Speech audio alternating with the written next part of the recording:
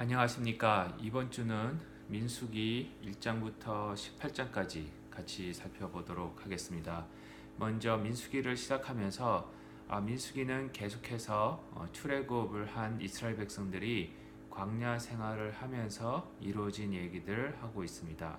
여전히 모세의 지도 하에 하나님께서 불기둥과 구름 기둥으로 인도하시는 그런 역사를 통해서 이스라엘 백성들이 가나안 땅으로, 약속의 땅으로 들어가는 그 여정들을 살펴주고 있습니다. 특별히 민수기는요, 인구 조사가 나오고 있습니다. 두 번이나 나오고 있습니다. 그래서 이 민수기거든요. 이스라엘 백성들의 그 인구를 조사하고 그 숫자를 센다 해서 이제 민수기인데, 그래서 1장에 처음 시작하는 것을 보시면 이스라엘 백성들의 인구를 조사하는 그 내용으로 시작을 하고요. 또 두 번째 인구 조사가 26장에 또 나와 있습니다. 이 첫 번째 인구 조사와 두 번째 인구 조사의 차이점이 뭐냐에 대해서 이제 질문을 하실 수 있는데요. 그 부분에 대해서는 나중에 1장 설명을 드리면서 내용을 좀 구체적으로 설명을 드릴 때에 잠시 말씀을 드리도록 하겠습니다. 먼저 민수기를 구조를 한번 말씀을 드리겠습니다. 전체적인 구조는요, 여러 분에 의해서 여러 학자에 대해서 조금씩 다르긴 한데 일반적으로 저희들이 생각할 때는 크게 5가지로 나누고 있습니다. 첫 번째는요, 시내산 민수기 1장 1절부터 10장 10절까지 시내산에서 율법을 받는 그런 내용을 해가지고 첫 번째로 이제 첫 번째 단락으로 끊고요. 두 번째 단락은요, 민수기 10장 11절부터 12장 16절까지 저희들이 생각을 합니다. 그래서 그때는 또 여행을 또 율법을 받고 난 다음에 또 움직이는 이스라엘 백성들이 움직여서 계속 여정을 시작하는 그런 내용을 담고 있습니다. 그래서 시내산에서부터 가데스까지 가는 여정에 대한 기록이 여기에 나와 있습니다. 또한 가데스에서요, 또 율법을 받습니다. 거기에서 정착을 해서 잠시 있는 동안 또 하나님으로부터 율법을 받는 그런 내용이 나옵니다. 그것이 세 번째로 13장 민수기 13장 1절부터 19장 22절까지 나오고 있습니다.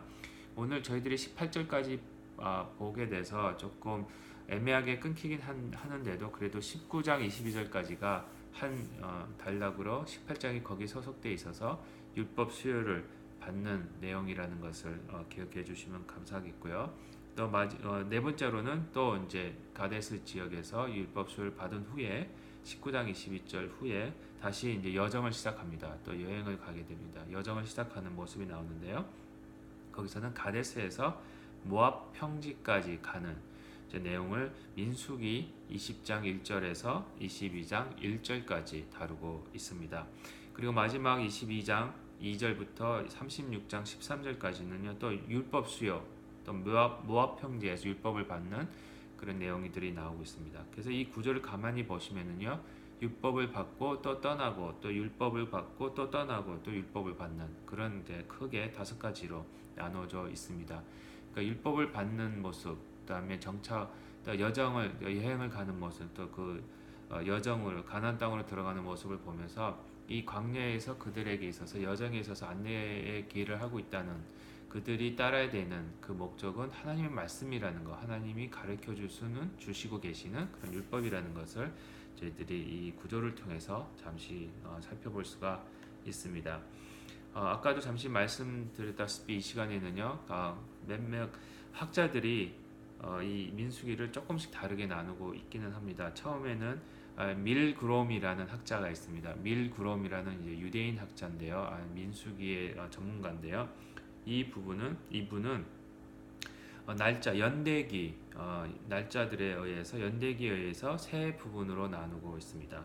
그래서 광야 생활 이분이 측정하기로는 제 2월 1일부터 19일까지가 나오는 것이 민수기 1장 1절부터 10장 11절이라고 생각을 했습니다. 그래서 그렇게 첫 번째로 나눴고요. 두 번째 광야 생활, 두 번째 광야 생활 제 40년째 되는 해가 이제 21장 10절부터 36장 18절까지가 이 40년째 되는 해를 기록하고 있다라고 이제 해석을 했습니다. 그래서 이제 그렇게 또 나눴고요. 이제 날짜가 언급되지 않은 40년 안에 포함된 기간이라는 것을 하나 더 밀그럼 학자가 정했습니다. 그래서 그것을 이제 민수기 10장 12절부터 21장 9절까지 이렇게 정했습니다. 그래서 1장 1절부터 10장 11절까지, 그 다음에 21장 10절부터 36장 13절까지는 날짜가 측정이 되는데, 그 중간에 있는 10장 12절부터 21장 9절까지는 날짜가 추정이 안 된다고 이제 생각을 한 겁니다. 그래서 이제 그런 식으로 세 개를 나눴고요.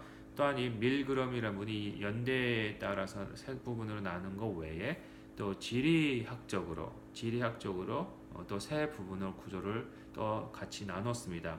그래서 특별히 시내 광야에서 있었던 내용, 가데스 주변 지역, 아까도 잠시 앞에서 살펴본 것 같이 가데스 지역, 그 다음에 가데스에서 모압까지, 그러니까 시내산과 가데스와 모압 이렇게 세 군데로 지역으로 이제 기준을 삼아서 이제 밀그럼은 이 학자는 그렇게 또 세 부분으로 나눴습니다. 그래서 시내 광야를 중심으로 시내산을 중심으로 한 단락은 1장 1절부터 10장 10절.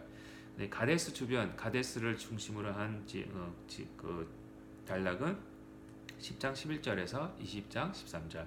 또 가데스부터 모압까지 모압을 중심으로 한 지역은 20장 14절에서 36장 13절까지 이렇게 또 나누고 있기는 합니다.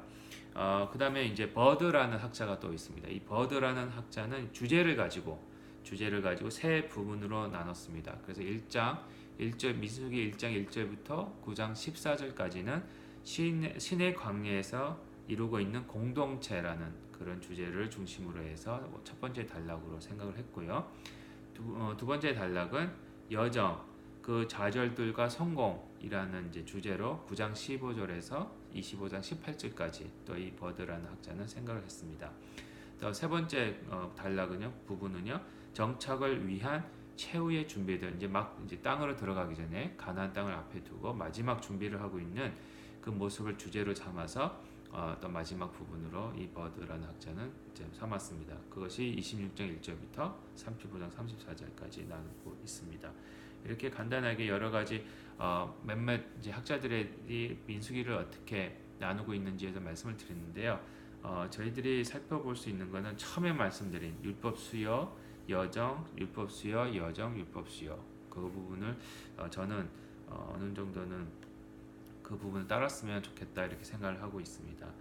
여러분들이 한번 이제 읽어보시면서요, 이 구조에 대해서 한번 살펴보시면서 여러분들이라면 어떻게 나눌까, 이 민수기를 한번 과제는 아닙니다. 과제는 아닌데 한번 생각해 보시면서 단락을 나눠 보시면서 한번 읽어 보시는 것도 민수기를 이해하는 데 많이 도움이 되리라 봅니다. 민수기 이제 구체적으로 내용을 잠시 살펴보도록 하겠습니다.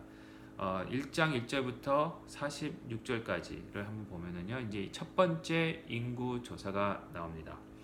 이 민수기는요, 인구 조사를 한 목적이 있습니다. 인구 조사를 한 목적이 보면은 1장에서도 가만히 여러분들이 이제 읽어보시면 아시겠지만, 전쟁을 위해서 전쟁에 나가서 싸울 남자들, 용사들을 계수하기 위해서 인구 조사를 합니다. 그래서 이 광야 생활을 어떻게 보면 이제 싸움의 여정이라고 생각하시면 됩니다. 이제 많은 사람들을, 많은 민족들을 만나면서 그들과 이제 싸움을 하는데, 그것을 이제 지금 저희들한테 적용을 하자면 이제 영적인 전쟁이라고 생각하시면 됩니다. 저희들이 하나님 나라로 가고 있는 그 여정에서 광야과 같은 이 세상에서 살아갈 때에 이 영적인 싸움을 하는데, 이 이스라엘 백성은 이제 실제적으로 역사적으로 이 광야 생활을 하면서 이 육적인 이제 전쟁들을 많이 했습니다. 그러기 위해서 인구조사가 필요했던 겁니다. 그래서 첫 번째 인구조사를 1장 1절부터 46절까지 합니다. 그 이유는 이제 첫 번째 이제 출애굽 세대들이었습니다. 이제 출애굽하면서 막 출애굽하던 1세대를 했고요. 이제 마지막 인구조사가 26장에 또 한 번 나옵니다. 그래서 아까도 잠시 말씀드렸지만 민수기에서는 인구조사가 두 번 나온다고 말씀드렸는데 1장과 26장입니다. 1장은 전쟁하기 위해서 광야 생활로 들어가면서 거기서 해야 할 그 전쟁들을 위해서 준비하면서 인구조사를 한 거고요. 26장에서는 두 번째 인구조사를 합니다. 그거는 이제 가나안 땅에 들어가서 땅을 나눌 목적으로 이제 합니다. 그리고 또 하나는 땅을 나누기 위한 목적도 있었지만 또 하나 가장 큰 이유는 40년이 지난 후에 인구조사한 것이 바로 26장에 나오는 두 번째 인구조사입니다. 그렇다면 40년이 지났기 때문에 1장에서 했던 그 인구조사를 받았던 그 사람들은 다 이미 사망을 하고 광야에서 죽고 없었습니다.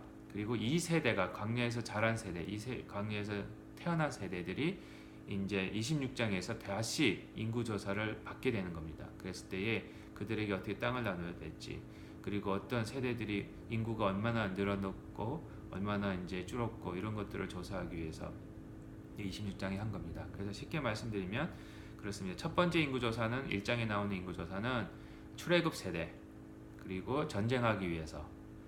두 번째 인구조사는 26장에 나오는 두 번째 인구조사는 두 번째 세대, 그러니까 세대가 완전히 바뀌었기 때문에 따로 인구조사를 할 필요가 있었고요. 그 다음에 땅을 또 배분하기 위해서, 이제 앞으로 이제 곧 들어갈 가나안 땅에 들어가서 땅을 배분해야 되는데 그걸 위해서 또 인구조사를 하게 된 겁니다.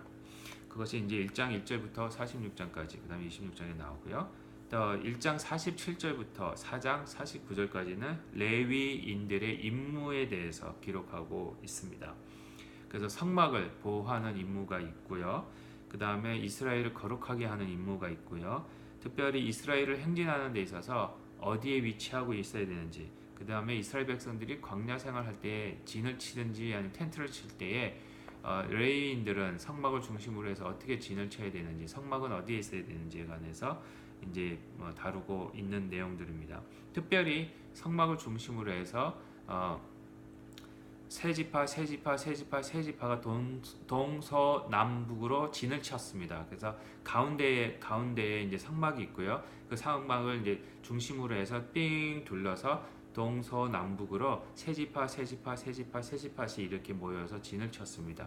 이럴 때에 항상 유다 지파는요 동쪽에 있었습니다.